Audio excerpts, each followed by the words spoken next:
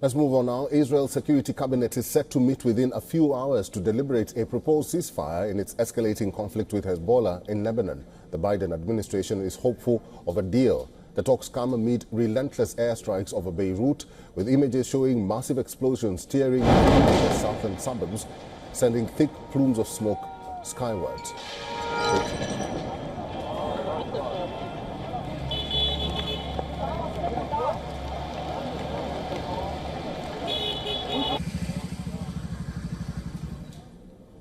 Israeli fighter jets continue to pound Hezbollah strongholds in Lebanon, even as cross-border fire intensifies. On Sunday, Hezbollah launched around 250 projectiles into Israeli territory, further deepening the crisis. The proposed deal, reported by U.S. media, includes a 60-day transition period. Under the terms, Israeli ground forces will withdraw from Lebanon. The Lebanese army would redeploy near the border, and Hezbollah would relocate its heavy weaponry north of the Litani River. Yet uncertainty surrounds whether both sides will accept the terms.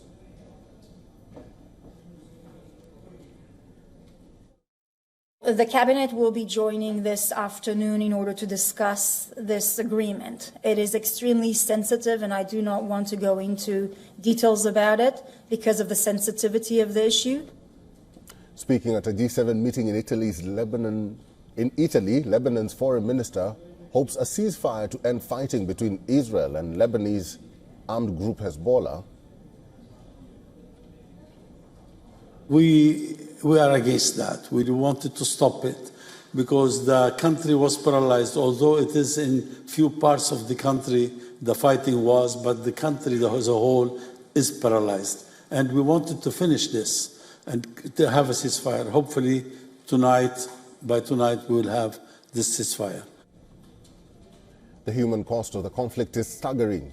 Lebanon reported 3,768 deaths since October last year, with casualties surging in recent weeks.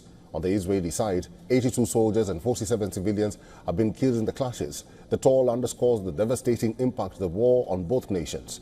International pressure is mounting. The US, European Union and United Nations are urging an immediate end to the hostilities which erupted into full-scale war in late September. Yet, with tensions running high and both sides entrenched, achieving a lasting ceasefire remains uncertain. As Israel's cabinet weighs its decision, the world is watching anxiously. The stakes are enormous, not just for the region, but for global stability.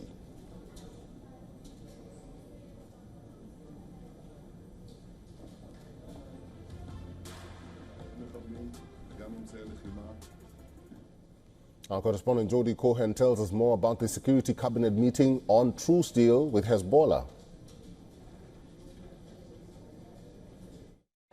Israel's Security Cabinet is expected to vote on a ceasefire proposal this evening.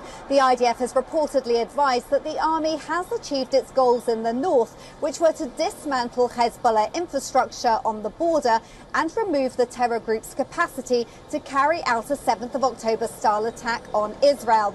However, ultra-nationalist Ben Gvir has called a ceasefire at this time a big mistake, and opposition party head Benny Gantz has called on Prime Minister Netanyahu to publish the terms of the proposal. Netanyahu reportedly believes that a ceasefire in Lebanon would isolate Hamas and be a potential catalyst for a ceasefire and hostage release deal in Gaza.